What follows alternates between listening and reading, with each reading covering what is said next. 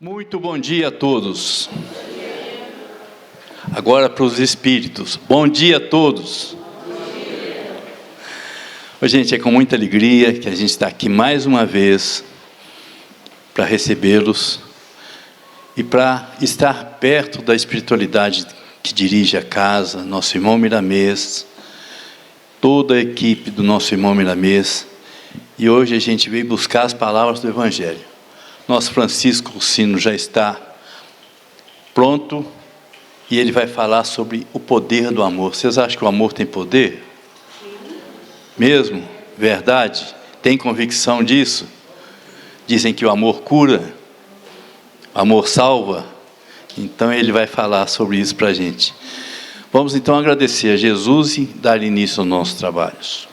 Pai nosso, que estais nos céus, santificado seja teu santo e amado nome. Venha a nós ao teu reino, seja feita a tua vontade aqui na terra como nos céus. O pão do corpo e do Espírito nos dai hoje, e perdoa nossas dívidas na medida que perdoarmos aqueles que nos ofendem. Não nos deixeis cair em tentações, mas livra-nos, Senhor, de todos os males, pois teu é o reino, o poder e a glória para todos sempre, que assim seja. Com a palavra, meu irmão. Bom dia a todos. Nos alegra muito quando a gente vê a casa numa manhã de domingo, com tantas pessoas interessadas em buscar, compreender cada vez mais o sentido da vida, principalmente quando a gente está buscando de livre e espontânea vontade, ou às vezes movido pelo sentimento de necessidade. Mas o certo é que a prova de que nós estamos no caminho certo é que essa vontade que nos agrega nos dá sempre a energia para podermos estarmos aqui numa manhã de domingo, ao invés de estar na nossa casa preparando o almoço para a nossa família. Então isso é muito louvável, sim. Então vamos hoje trabalhar os temas do Evangelho do Nosso Senhor Jesus Cristo, com luzes na doutrina espírita. Hoje nosso tema é o poder do amor. Ali está tortinho, ali está precisando de colocar um calço no slide, que está um pouquinho torto. Mas, para começarmos, já vamos refletindo aí no nosso íntimo sobre o amor. Essa palavra polissêmica, que tem vários sentidos e agrega várias nuances, que pode nos trazer e que comporta vários entendimentos. O homem já nasce com o germe do amor, desde a sua criação. O homem já traz consigo, no âmago da sua alma, os preceitos de Deus, que nos vai direcionando para cada vez mais aumentar. Pode ficar à vontade. Aumentar esse dom que Deus nos deu, que é do amor. E o amor em todas as culturas no mundo, ela foi cultuada, ela foi reverenciada, ela foi debatida. E o amor é um sentimento nobre e progressivo, ele cresce. Ele vai aumentando à medida em que nós vamos compreendendo os verdadeiros sentidos da vida e alicerçando na nossa consciência valores que nos dá a oportunidade de distinguir o bem do mal.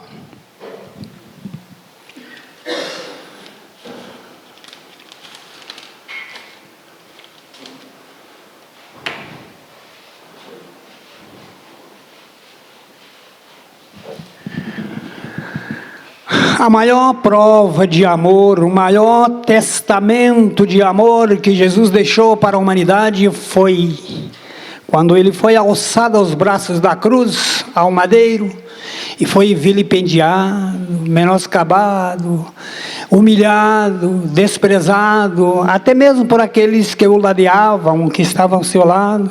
E ele sozinho, naquele momento com o Criador, ele lançou os seus sentimentos à humanidade de perdão, quando ele ergueu os olhos aos céus e disse, teve um dia que eu falei que Jesus ergueu os braços aos céus, mas como? Porque ele estava pregado na cruz. Mas ele ergueu os olhos aos céus e disse, perdoai-os, ó Pai, porque eles não sabem o que fazem.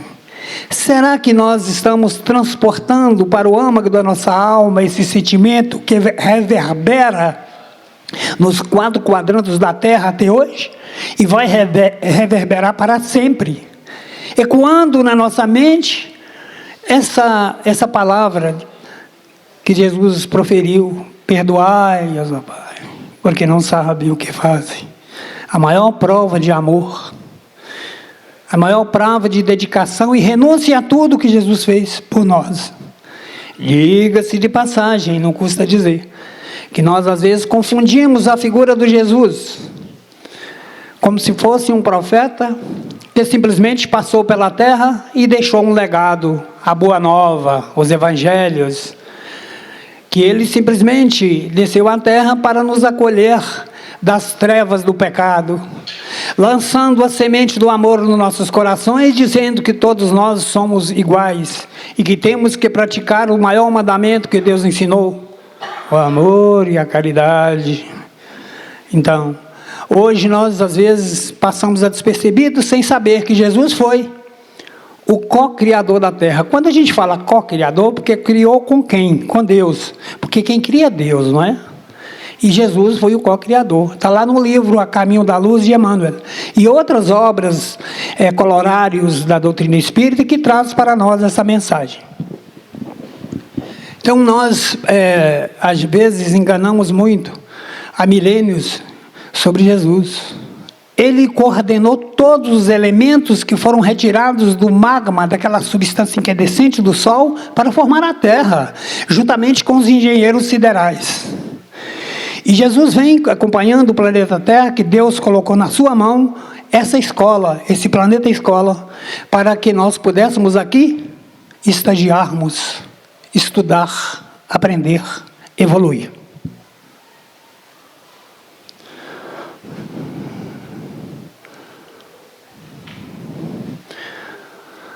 Já falamos aqui, né, que a palavra amor é uma palavra polissêmica que comporta vários nuances, vários significados, né? E que você pode interpretar o amor de várias formas. Cada um no seu senso íntimo vai compreender o amor de uma forma. Então, é tudo aquilo que é contrário ao bem, não é amor. É simples, simples assim.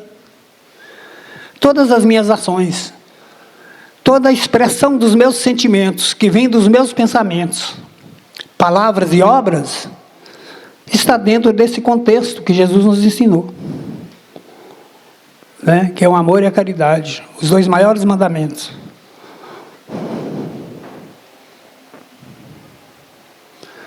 Mais um conceito de amor, só para nós irmos fermentando no âmago do nosso coração esse sentimento nobre.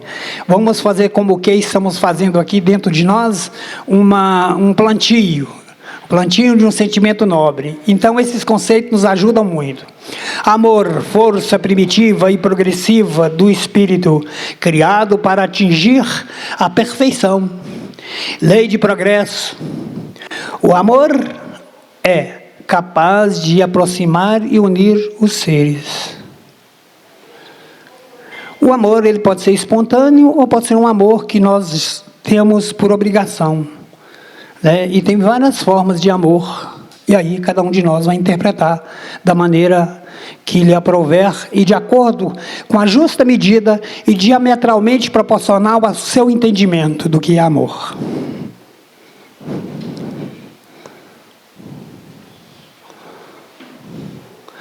Não existe uma regra para o amor. A regra do amor é o amor. O amor progressivo, está lá em Kardec. Kardec nos ensina o seguinte: no início, o homem é movido pelo instinto. O instinto, gente, é o prelúdio da razão. Foi quando nós fomos criados simples e ignorantes, e lá atrás, nós ainda não tínhamos uma razão acurada, um sentimento acurado, tá certo? Um discernimento. Nós conquistamos o pensamento contínuo quando fomos criados, o raciocínio, a inteligência, mas contudo ainda nos faltava um senso mais acurado da razão. Então nós tínhamos instintos. Quer ver? O instinto é um sentimento nobre e ele vem estimulado pelos espíritos superiores que nos guiam. E guiam também toda a natureza. Veja bem, quando você tenta Mataram uma barata, ela foge. Oi? Olha lá que legal, menina, você tá... Então, olha só, finge morta, olha só. Interessantíssimo, viu, a colocação dela. Então, você tenta abater uma mosca, ela foge, instinto. Quando você se sente ameaçado por um projétil, por qualquer coisa que vá ameaçar, por exemplo, o seu físico, por exemplo, o seu rosto, se eu vou tentar atingir os seus olhos, você reage, fecha os olhos. Você pensou para fazer isso? Não pensou. É instinto. É a proteção da espiritualidade superior, porque nós ainda, como uma criancinha, correndo contra o abismo, e vem o adulto e diz, meu filho, você vai cair no abismo. Né? Ela não sabe. É mais ou menos isso. Nós somos protegidos ao tempo todo pela espiritualidade superior, por aqueles que nos cuidam, pelos nossos babás. Repetindo, no início o homem é movido pelo instinto, elevando-se pelo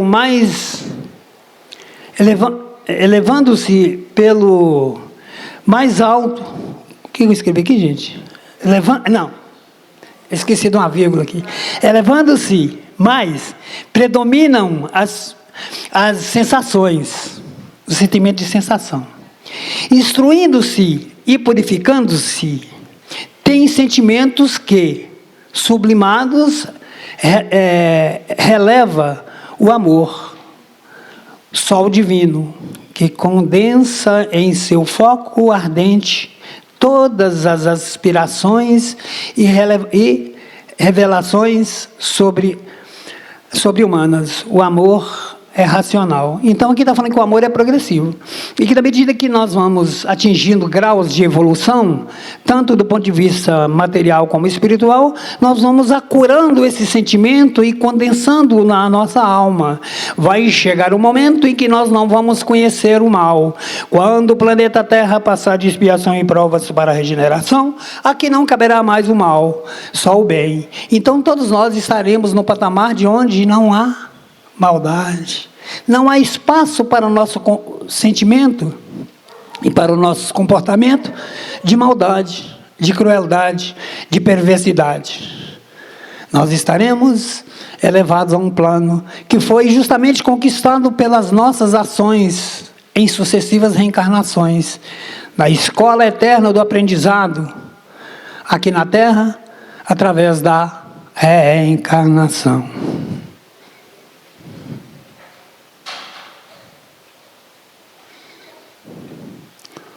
O amor em todas as dimensões. E quando nós falamos do amor em todas as dimensões, é tanto do ponto de vista material como espiritual.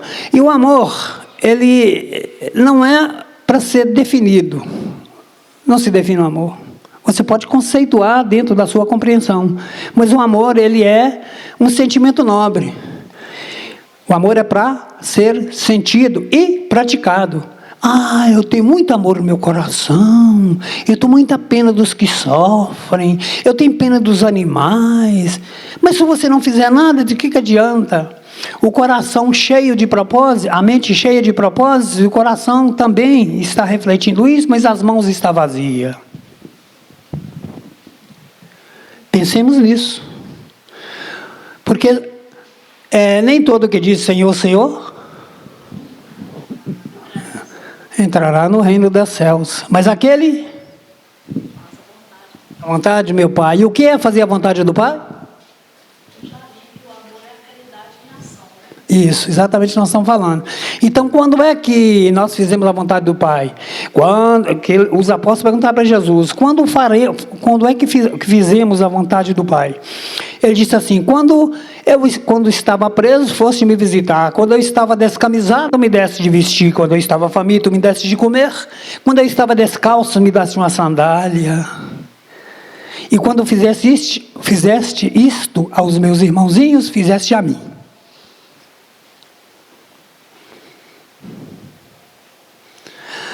E o amor aqui em todas as dimensões, nós temos também o auto-amor.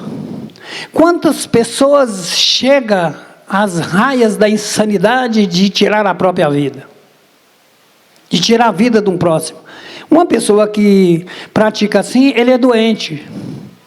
Ele ainda não conquistou ainda esses preceitos que Jesus nos ensinou e que ainda está a ecoar no nosso coração e na nossa mente, mas não estamos praticando. Quer dizer, ele tira a vida do próximo ou a própria, não tem amor à sua própria vida. Claro, tudo depende da circunstância, né, gente? Uma coisa não é ipsis literis ali. Ah, tirou a vida de alguém? Ele é um assassino, ele é um monstro. Não, não é bem assim. Porque depende das circunstâncias. Não é? Nós não sabemos em que sentido, em que circunstância levou a praticar esse desatino. Que não justifica, mas nós sabemos que quando nós descemos ao plano terra, nós descemos com a possibilidade de nós resgatarmos os nossos erros, ou praticar mais erros. Curai os doentes, ressuscitai os mortos, purificai os leprosos, expulsai os demônios, de graça recebeste, de graça dai. Mateus 10:8.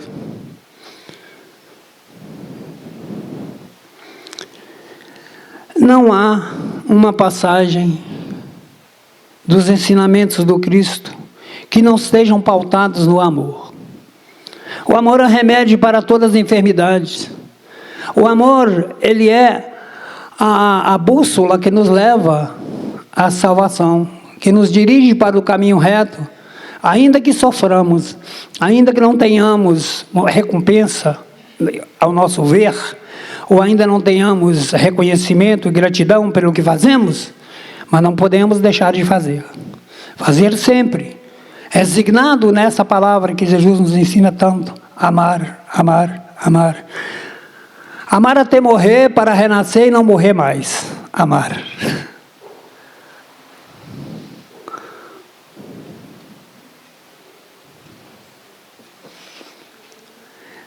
Uma reflexão sobre o amor.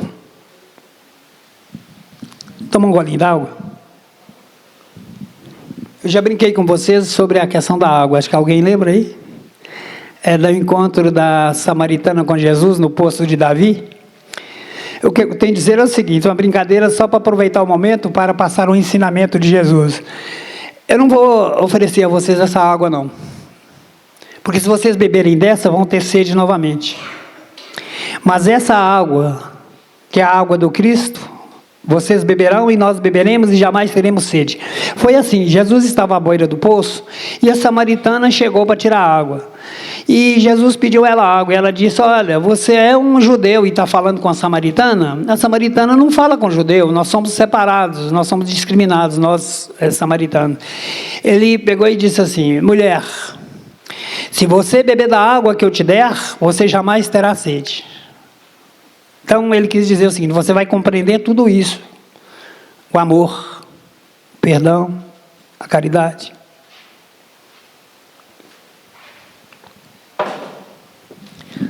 Vamos refletir. Será que o amor pode ser definido ou apenas sentido? Já falamos aí antes, né? Em nome do amor, são cometidas as maiores loucuras, mas também são feitas as coisas mais bonitas e marcantes da história da humanidade. Em nome do amor já se fez muitas coisas. Já se escreveu, já se fez poemas, poesias, filmes, novelas, mas ainda não chegamos ao verdadeiro amor. Ainda estamos iludidos dentro de alguns conceitos que nos levam a compreender o amor em outras particularidades.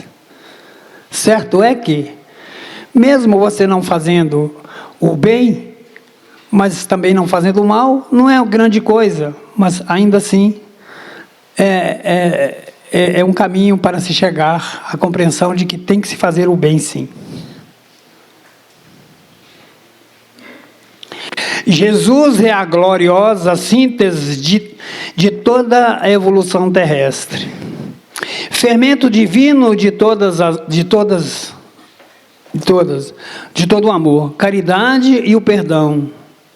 E o perdão é consubstanciação ou melhor, consubstanciados no ensinamento do Mestre. Quer dizer, todos esses ensinamentos do Cristo, do amor, da caridade, do perdão e da indulgência, da complacência, da paciência, do bom ânimo, todos eles estão consubstanciados numa palavra, amor.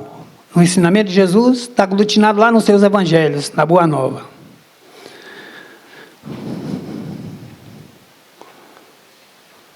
Olha o Sermão do Monte aí, Sermão da Montanha.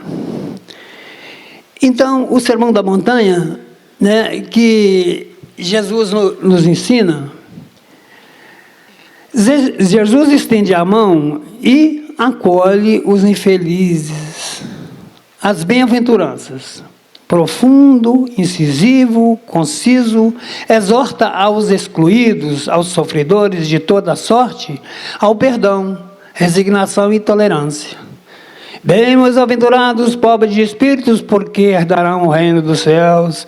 Bem-aventurados os mansos, porque herdarão a terra. Tudo que está no Sermão do Monte é Jesus estendendo a mão sobre nós e dizendo: bem-aventurados que sofrem, não desanimem, o sofrimento passa. O sofrimento é uma ferramenta que burila o nosso espírito. E vem o Emmanuel e diz: a doença é uma ferramenta. A doença é o remédio da cura da alma.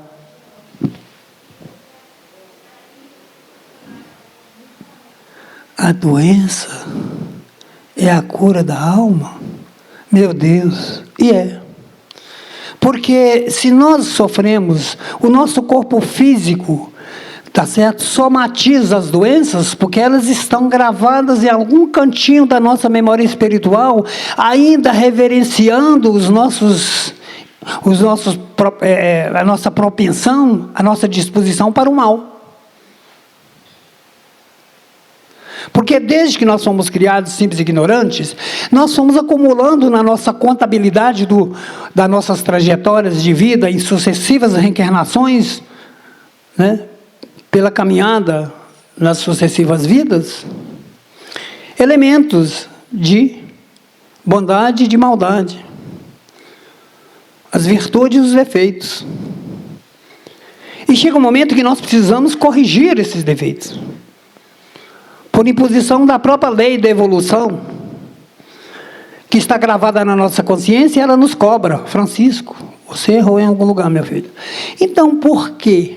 Que em determinado momento, nós nos pegamos tristes, acabrunhados, melancólicos, arredios num canto. E se você analisar os seus dias, você não fez nada de mal que possa ferir a sua consciência. Você não fez nada assim de extraordinário que pudesse te dar um arrependimento. Você não cometeu um pecado mortal. De onde vem? É um sentimento que está guardadinho lá no recôndito da nossa alma, na nossa memória espiritual, no nosso perispírito. E que de vez em quando ele vem à tona e nos cobra. Então nós temos que pensar sobre isso e falar: olha, tem algo que eu tenho que reparar, sim. É a luz divina de Deus iluminando o meu caminho, me chamando a atenção, dizendo: preparai o caminho do Senhor, meu filho, endireitai as suas veredas.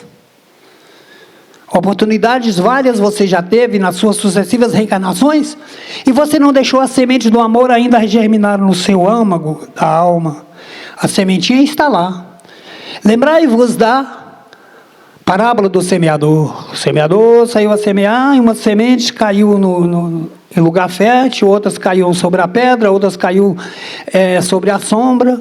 Umas germinaram e outras não. E aquelas que caíram ao lado da estrada, o passarinho veio e comeu. Que passarinho é esse? É o maldoso, é o espírito do mal que veio e tirou a semente. Esse pássaro que comeu a semente. E aquela que caiu em terreno fértil, germinou. E deu centenas de frutos.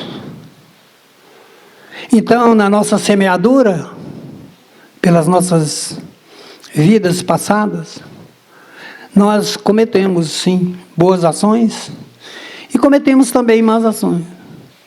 Deus não castiga. A evolução é uma lei inderrogável, indelével, ninguém fica livre dela. Até aquele que cometeu milhões de crimes, milhares de crimes, de atrocidades, um dia, ele vai regenerar, porque é lei, não tem para onde correr. Ele pode fugir por um tempo, mas ele vai se encontrar. E o dia que ele se encontrar, ele vai ter o alto perdão, e vai então ter o alto amor. E o alto amor vai fazer com que esse remédio divino no coração dele, essa sementinha que brotou da parábola do semeador, vai germinar. E ele vai se tornar uma árvore frondosa, de bons frutos. Pelos frutos conhece a árvore, pela árvore conhece os frutos. Ele vai gerar famílias, gerar filhos, e todos eles vão carregar consigo esse germe do amor, e da caridade, e da perfeição.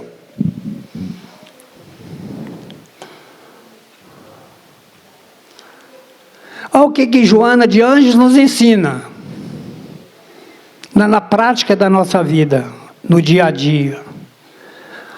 Aí não dá para vocês lerem porque está um pouco distante, mas eu vou ler aqui. Competir com os não amáveis é tornar-se pior do que eles, que lamentavelmente ainda não despertaram para a realidade superior da vida. Amá-los é a alternativa, único à tua disposição, que deves utilizar de forma a não te impregnares das energias deletérias que eles exalam. Me diga com quem andas, que direi quem és. Se você depara com uma pessoa perversa, maldosa, não se compare a ela, não se nivele a ela, não dê a oportunidade dela lançar o seu veneno sobre a sua atmosfera espiritual, que é boa, que é uma energia de amor. Procurar então silenciar diante dele e erga aos braços, aí sim, os braços e os olhos aos céus e agradeça a Deus. Perdoai ao Pai, porque Ele não sabe o que faz. Se nós agirmos assim, tentarmos nos adestrar e educarmos no amor, assim, o amor-educação, nós vamos adquirir essa capacidade.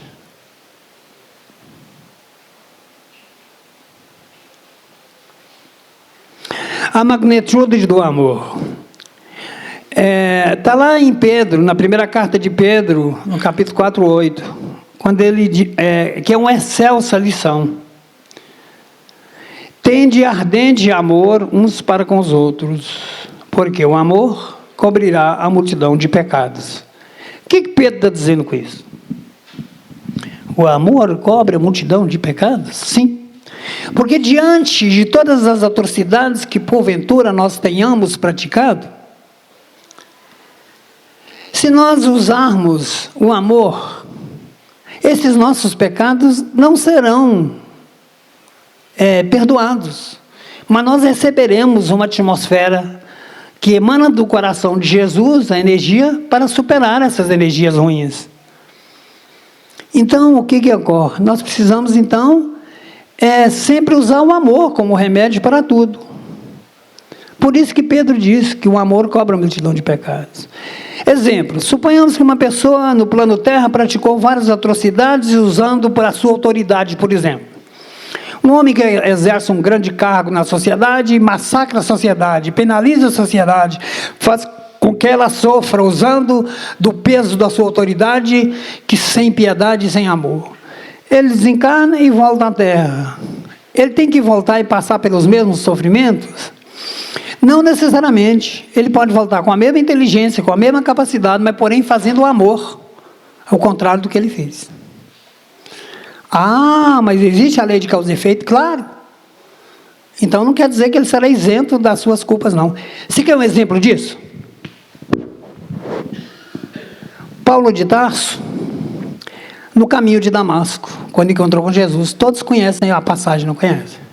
Então, o que aconteceu com o Paulo naquele momento? ele não olhou mais a multidão de pecados que ele tinha cometido, principalmente na presente vida dele, naquela época, em que ele cortou a cabeça de vários cristãos, em nome da cátedra judaica, que era um povo que era tido como povo superior, que o resto do mundo não era um povo eleito por Deus, só eles.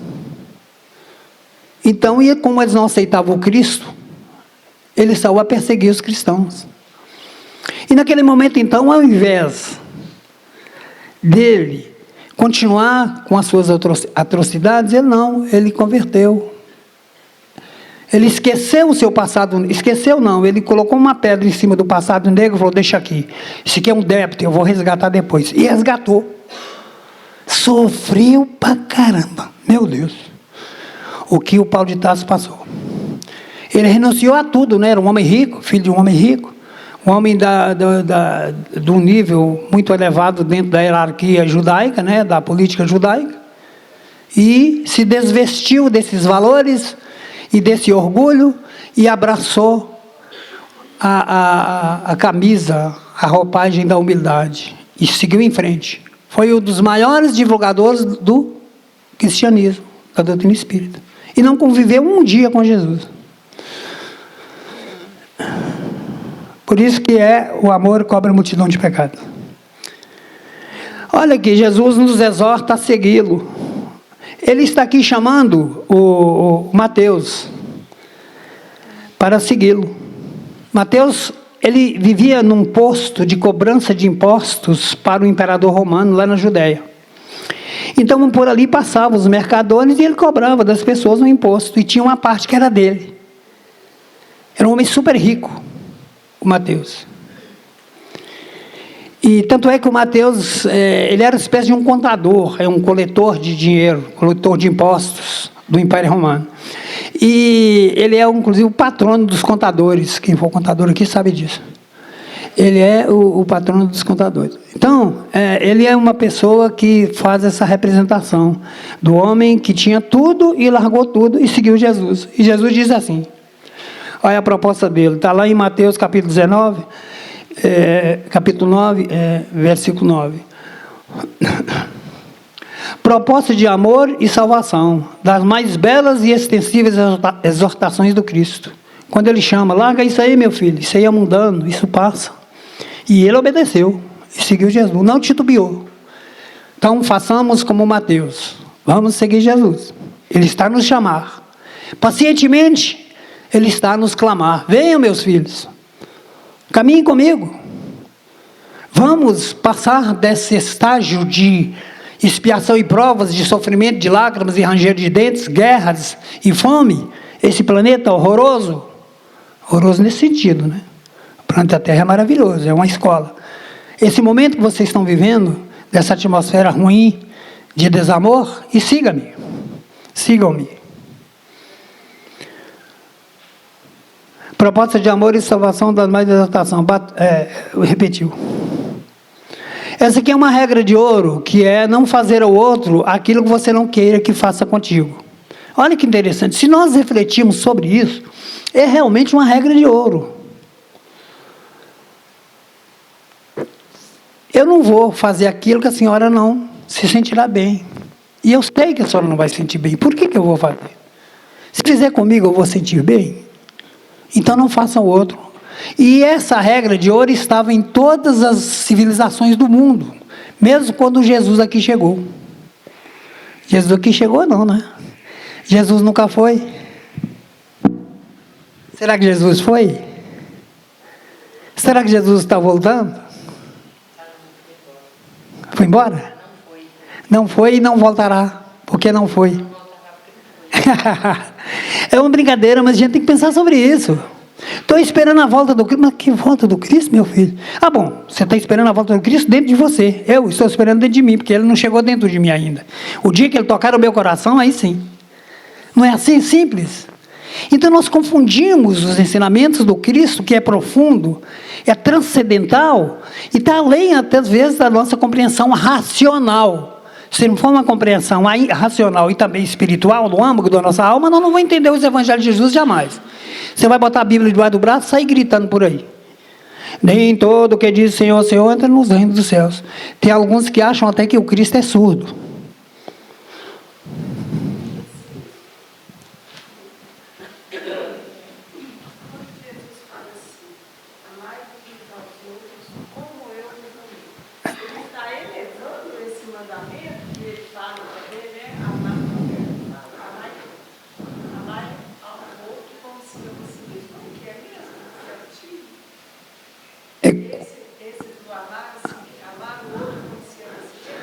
Porque quando eles perguntaram para Jesus qual o maior mandamento, ele disse: aprendeste que foi dito. O que ele está falando? Ele está dizendo o seguinte, falando com os judeus: vocês aprenderam de Moisés esse ensinamento: amar o Senhor o teu Deus de todo o teu coração, de toda a tua alma, de todo o teu espírito. E o segundo que completa esse: amar o teu próximo como a ti mesmo. E perdoai o seu... Aí completou. E perdoai os seus inimigos, né? E aqueles que vos caluniam. Só que lá no Antigo Testamento estava dizendo o seguinte: para você amar o próximo e odiar o inimigo. Ele falou: porém eu vos digo. Ele reformou o ensinamento. Mas quando ele fala assim, amai uns aos outros, como eu os amei. É como se ele estivesse elevando esse mandamento.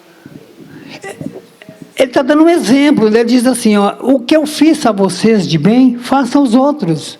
Isso que eu estou fazendo para vocês, de curar, de resgatar os mortos, de curar os leprosos, de expulsar os espíritos, de ensinar-vos o amor verdadeiro, e que existe um amor, um Deus único, um Deus salvador, e que ele reformou todos esses ensinamentos. É isso que ele está dizendo: faça isso também.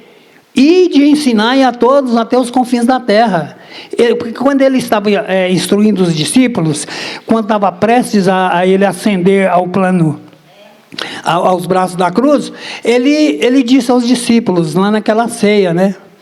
Ele disse assim: ide pregai o meu evangelho até os confins da terra. Sede perspicazes como a serpente e pacíficos como a pomba. Mas se você chegar em uma casa em que você não for recebido, bem recebido, que você for levar o meu evangelho, a minha palavra, e não for bem recebido, você sacode a poeira das sandálias, meu filho, e segue em frente. O que é as poeiras das sandálias? É todo aquele sentimento antagonista de falta de caridade e receptividade do amor e do ensinamento de Jesus, que aquela pessoa não teve.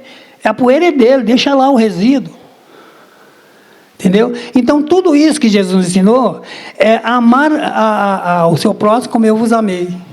E Jesus amou, não amou? Ele alçado aos braços da cruz é um exemplo que nós já vemos, não é verdade? Sigamos.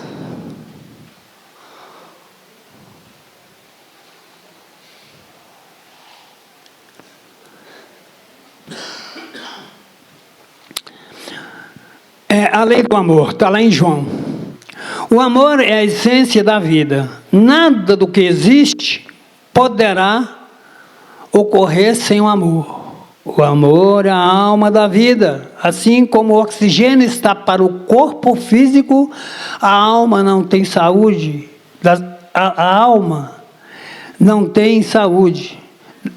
O que eu escrevi aqui? Das dimensões do amor.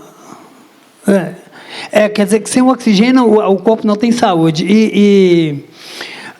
O amor em todas as dimensões, que quer dizer aqui o Pedro. Quer dizer, o oxigênio está para o corpo físico, assim como o amor está para a alma. É isso, quer dizer, a alma não vive sem amor, nada existe sem amor. Tudo que existe com amor é aquilo que nós conquistamos no mundo.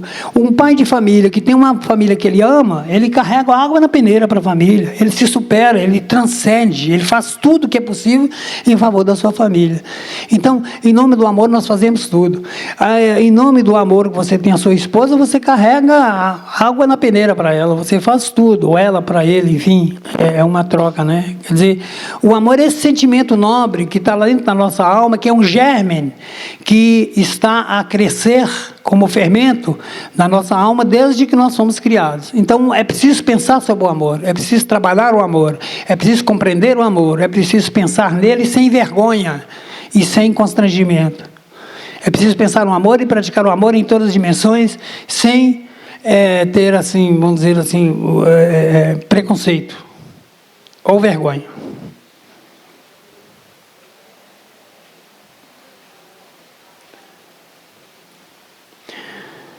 O exercício do amor. O amor é patrimônio inalienável do nosso espírito imortal. Esse sentimento nobre e puro é que nos elevamos aos páramos da luz espiritual. Alegrai-vos na esperança, sede pacientes na tribulação, preservai-vos na oração. Isso é o versículo lá do ensinamento do Paulo de Tarso. Tá certo? Está lá em Romanos 12, versículo 12. Né? Alegrai-vos na esperança, sede pacientes na tribulação, perseverai na oração. Paulo. Quer dizer, o que ele está nos ensinando é isso. Nas horas difíceis, nós temos que preservar. Nós temos que ter paciência. Nós temos que suportar. Nós temos que nos superar diante daquele flagelo, seja um sofrimento espiritual ou material. E nunca deixar de orar, porque a oração é um lenitivo divino que nos vem aplacar as tenebrosas tempestades de fogo que queimam a nossa alma. No momento que estamos tristes, no momento que estamos arrasados, achando que nós já não temos mais esperança, a oração é essa. Você conecta com Deus. Um dado. As universidades, existe sempre uma pergunta: por que a ciência não alia a religião para avançar mais e dar ao homem mais compreensão sobre o verdadeiro sentido da vida? Porque esses dois pilares do conhecimento humano, se eles unirem, nós vamos ter um avanço tremendo. As duas andaram sempre separadas. A ciência de um lado puxando para o seu lado, a outra puxando do lado. Basta dizer sobre o Galileu Galilei, que falou que a Terra não era o centro do universo, e a Igreja Católica o condenou. Né? Quer dizer, na ciência, ele provou que estava provado que era aquilo. Por que não aceitaram? Quer dizer, isso é só um exemplo. Ao longo do tempo, se a ciência, com seus conhecimentos de pesquisa, ela fosse elevada a um plano a favor do homem, a ciência, em busca do amor, o amor na ciência, aliada à religião, o que acontece? Nós estaríamos hoje num patamar mais avançado da religião. Quer ver? Hoje já está acontecendo isso. Nas universidades do mundo inteiro, em todos os lugares, eles estão pesquisando como é que a oração, como é que a prece, a fé, ela muda o nosso organismo. Na Universidade dos Estados Unidos, eles pegaram vários alunos, 800 alunos, e dividiram em salas como está aqui. E eles pediram para cada aluno fazer uma oração. Evidentemente que alguns alunos iam dizer assim: não, professor, eu não tenho religião, não vou orar. Aí o instrutor dizia: faça uma meditação, faça uma contemplação, se interiorize e busque no seu íntimo elevar os seus sentimentos, os seus pensamentos. E com eletrodos ligados à cabeça das pessoas, num processo de ressonância magnética, né? Ligado aos computadores para registrar as ondas cerebrais daquelas pessoas naquele momento em que elas estavam orando ali ou meditando, enfim. Bom, o resultado foi surpreendente.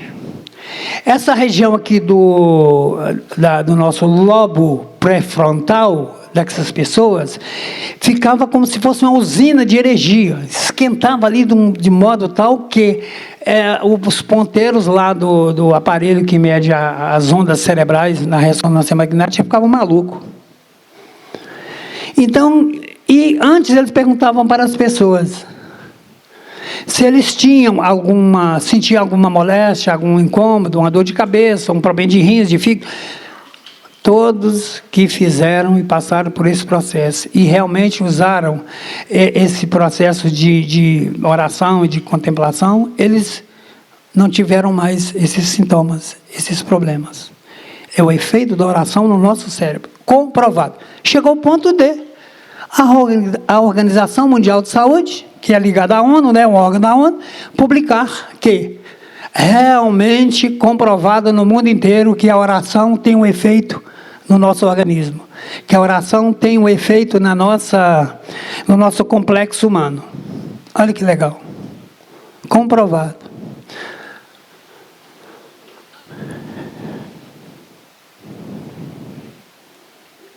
Por isso que Jesus dizia: ide em paz, meu filho, não peques mais, sua fé te curou. Do ateu.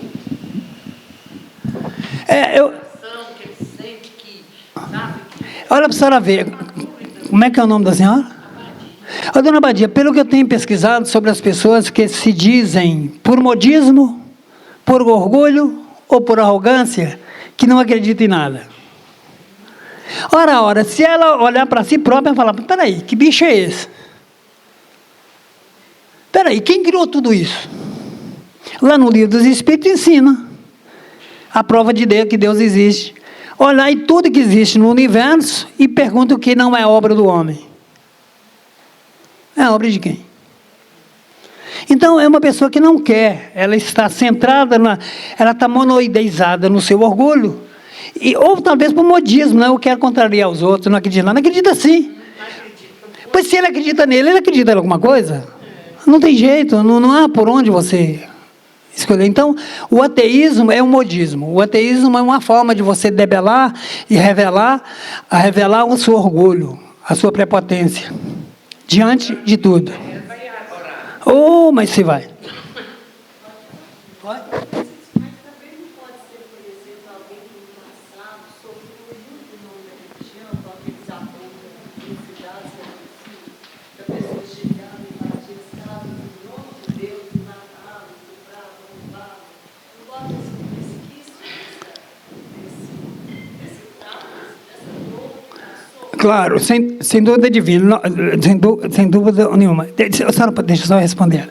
Aí, o que ocorre é o seguinte: você sabe que o homem é produto do meio. Eu sou aquilo que eu passei, que eu vivenciei. Dependendo da minha maneira de ver o mundo e aceitar. Dependendo da minha fé. Dependendo da minha capacidade de crença, naquilo que eu creio, de valores também. Bom, nós vamos chegar lá. O tempo cura as feridas e a saudosa esperança cura as cicatrizes, acaba com a cicatriz. Olha, o tempo cura as feridas, todas elas nós adquirimos ao longo da vida. O que quer dizer isso? À medida que nós vamos reencarnando e aprendendo, nós vamos limpando esse passado nosso de traumas psicológicos que nós adquirimos ao longo das nossas vidas, por ou por um ambiente que nós vivemos.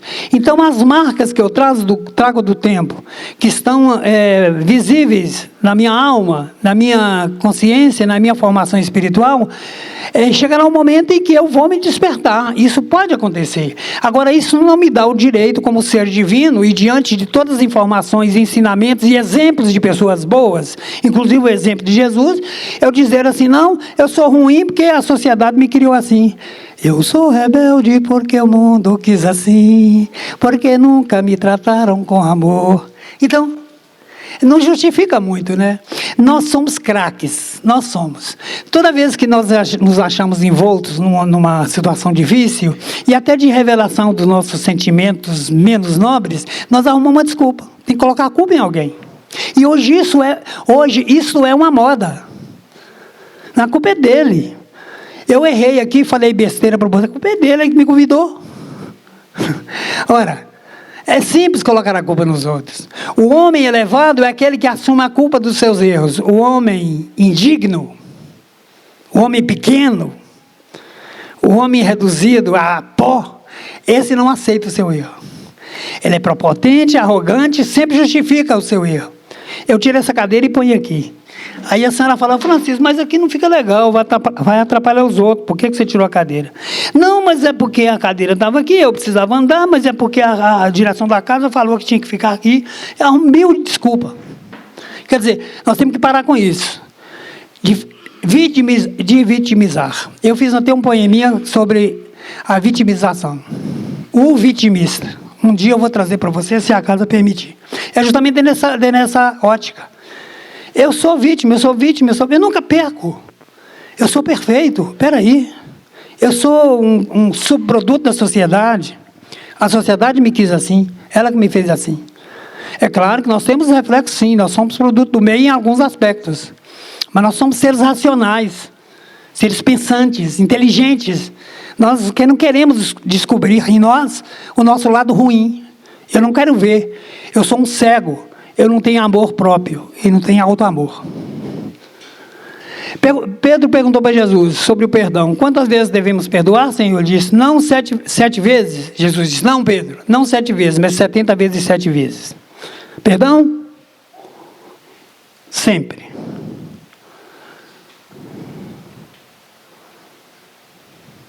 O amor, segundo Chico Xavier. Fazer brilhar o cérebro não é difícil. Basta uma boa memória e uma biblioteca à disposição. Difícil é fazer brilhar o coração.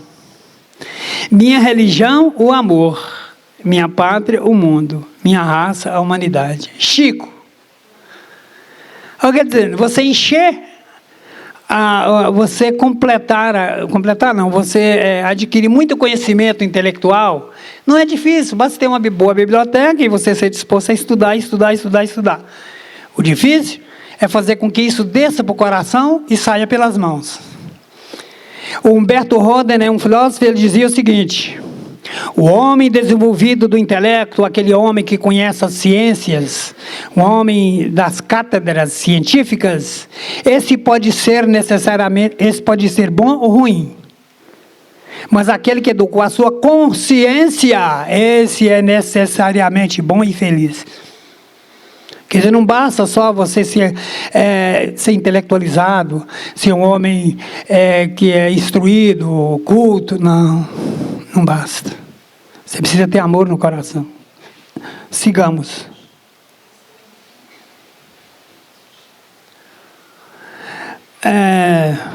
Divaldo Pereira Franco e a Joana de Ângeles. Amor imbatível, imbatível amor. É lá que ela fala, né? Ela diz o seguinte, o sexo e o amor são sentimentos vinculados ao ser, ao self, ou ser, ao ser superior. A busca do prazer sexual vincula do ego à posse. Quer dizer, aí é uma questão mais de posse, né? A comunhão sexual não é imprescindível ao sentimento de amor, porque ela própria, o próprio instinto sexual é para a preservação da humanidade, preservação do ser, para a procriação, para a continuação da espécie. Tanto é que está lá na lei, né, de progresso. Então ele é necessário. Mas vai chegar um momento em que nós talvez não necessitemos dele propriamente dito, da conjugação carnal. Talvez tenhamos aí a fecundação, né, que não há necessidade mesmo da fecundação com a cópula, né, com a comunhão carnal. Hoje o Manuel Filomeno de Miranda, nos falando da transição planetária, ele nos diz o seguinte, que falando sobre a fecundação in vitro, ele falou que já é um processo que está havendo hoje para dar àquelas famílias que não podem conceber, né, a oportunidade de ter um filho, tá certo? Na fecundação in vitro, que é uma fecundação que vai ter um ser ali mais capaz de receber um espírito mais evoluído. Olha que interessante. Não é que seja condenado a fecundar, não é isso. Ele está só dizendo que a fecundação in vitro, ela é o quê? Uma evolução. Uma necessidade já, atualmente. Interessante, né?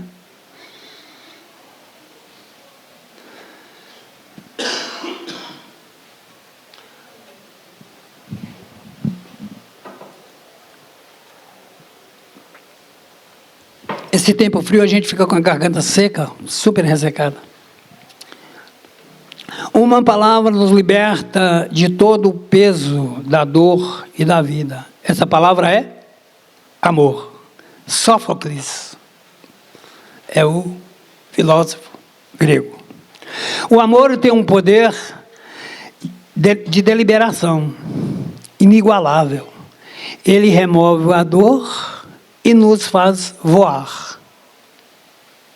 Quantas vezes que nós sentimos assim no estado da alma, estado alfa, e que nós estamos na plenitude das nossas faculdades mentais e espirituais, no momento de elevação de sentimentos, da sublimação de nós mesmos, e que nós estamos assim meditando ou contemplando e sentamos numa cadeira relaxado, livre de todas as interferências do mundo exterior, nós nos elevamos, a gente voa.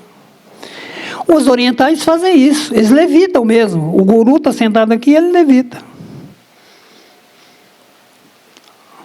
Levita. Com certeza. Esse é o amor. Há apenas um remédio para o amor, que é amar mais. Aí eu fui decepcionado no amor, puxa vida, fui desprezado, não me quis, me abandonou, me humilhou. Ama mais ainda. Aí você cura essa doença. O amor pode causar dor, isso é certo. Até isso, o melhor remédio é não desistir do amor, é continuar amando.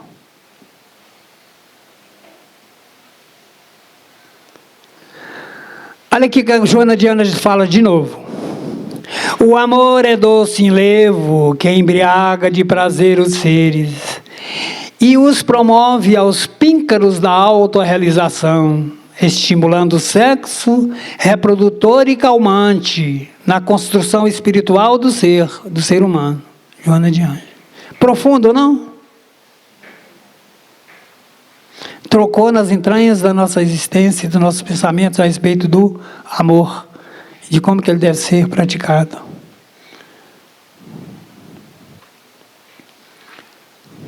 Acordemos, Jesus nos chamando.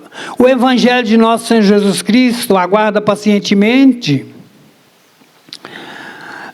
o renascimento humano, nas suas lições vivas e redentoras, a chamar por nós para o despertar do sono da indiferença, cumprindo a sua promessa, nos enviou a doutrina espírita. E ele continua paciente. Tenho muito para vos dizer, mas não posso fazer agora. Vocês estão na fase ainda da infância da humanidade. Jesus falando para uma multidão. Mas se vocês guardarem os meus ensinamentos, praticar tudo o que vos tenho dito, eu rogarei ao Pai, e Ele vos enviará outro Consolador, o Espírito de verdade, o Espírito Santo, para que fique convosco eternamente e vos ensine todas as coisas e vos façam lembrar de tudo quanto vos tenho dito. Olha o que ele disse. E mandou a doutrina espírita codificada pelo Kardec, que foi escolhido não, né? Ele auto se escolheu, porque ele praticou todos esses exercícios ao longo das suas vidas para ser o codificador da doutrina espírita. Tanto que no momento em que ele foi abordado para codificar a doutrina, o Espírito de Verdade perguntou: se você quer ou não quer, Kardec? Você foi preparado para isso. E naquele momento ele já tinha sido levado a várias reencarnações no passado. Eles levaram-no para visitar todos aqueles momentos que ele viveu na Terra e todos os momentos que ele havia passado no adestramento para chegar àquele ponto de ser o codificador. Aí ele disse: não, eu aceito. Largou tudo. Dedicou dia e noite à doutrina espírita, Kardec. Dia e noite. Leiam a história dele. É um homem de Jesus ou não? É um homem que foi preparado e aceitou a preparação ou não? Kardec. Espíritas, instruí-vos e amai-vos. Ao amor é de novo. Estou terminando e eu tenho... O Paulo de Tarso, finalizando o seu ensinamento da carta, vou ler só o vermelho. Ele diz: o amor tudo sofre, tudo crê, tudo espera e tudo suporta. Isso aí é a primeira carta de Paulo aos Coríntios, versículo 13. Ainda que eu falasse a língua dos homens e a língua dos anjos, de nada seria, eu seria como um sino que retinge. E assim terminamos a nossa exposição de hoje, agradecendo a todos por suportar aqui essa voz de taquara rachada a ressoar em vossos ouvidos, mas pode ter certeza que é com carinho, com amor e com dedicação.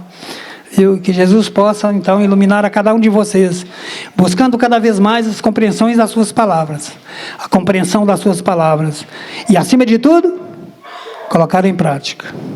Fique com Deus, que Jesus nos abençoe hoje e sempre. E agradeço a Biramesa e toda a equipe de trabalho dessa casa. Obrigado. Muito obrigado ao nosso irmão pelas palavras. Então agora a gente parte para finalizar os nossos trabalhos, né? Agradecendo as palavras e pedindo a Jesus e a Maria Santíssima que essas palavras continuem repercutindo em nossas mentes e vibrando em nossos corações, para que a gente consiga elaborar a aceitação desse conceito de saúde pelo amor, de vida pelo amor, né? Que a gente possa levar isso na nossa caminhada para todos os cantos que a gente for. Gente, os avisos nossos, né? Sempre, nós temos a evangelização infantil, segundas e quartas, de 20 às 21 horas, domingo de 9 às 10 horas. Tragam nossas crianças, né? Que elas que darão continuidade ao trabalho de Jesus. Pré-mocidade, segundas e quartas de 20 às 21, domingos de 9 às 10 horas. Bebês, começar a evangelizá-los, porque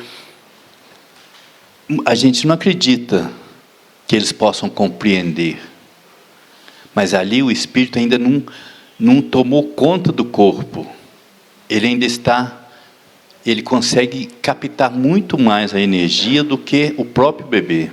O próprio cérebro do bebê ainda não está formado. Então, trazê-los para a evangelização é conseguir um futuro muito mais brilhante para eles.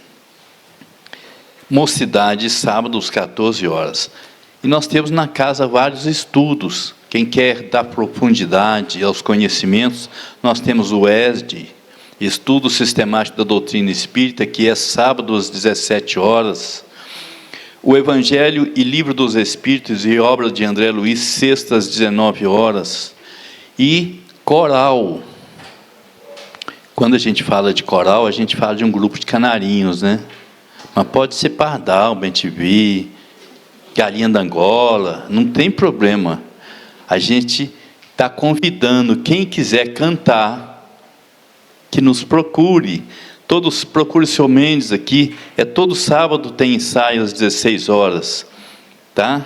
Todos podem participar, até quem não sabe cantar. Temos uma instrutora de colocação de voz. É até uma forma de aprender mais, né? Temos o atendimento fraterno, segundas e quartas, às 19 horas, é só dar o nome na recepção. Domingos, às 9 horas, é só dar o nome na recepção e será chamado logo que for atendido. Orientação espiritual às quartas-feiras, 19 horas, e visita aos enfermos, quartas-feiras, a partir de 14 horas, fazer o pedido na recepção. Esse pedido por exemplo, se você tem um parente, uma pessoa que está adoentada, que não pode vir aqui e quer fazer um culto lá nós temos uma equipe que faz o culto, dá um passe, fluidifica uma água, tá? Então, essas são as tarefas que a casa oferece. E muitas outras, né? Tarefeiros, estamos sempre precisando. Braços amigos, corações amados que queiram caminhar junto com a gente. No mais, agora é só agradecer. Logo após a prece, nós participaremos do passe e pedir ao irmão Miramesas, nosso anjo guardião, que nos relembre durante a semana, porque às vezes a gente escuta aqui e depois esquece, né? Que nos relembre sempre das palavras, dessa busca incansável de aprender para sermos mais felizes. Ave Maria, cheia sois de graça, o Senhor é convosco. Bendito sois vós entre as mulheres, e bendito é o fruto de vosso ventre, Jesus. Santa Maria, Mãe de Jesus, rogue a Deus por nós, os pecadores, agora e na hora de nossa caminhada, e sempre. Que assim seja. Muito obrigado pela presença de todos. Fiquem com Deus.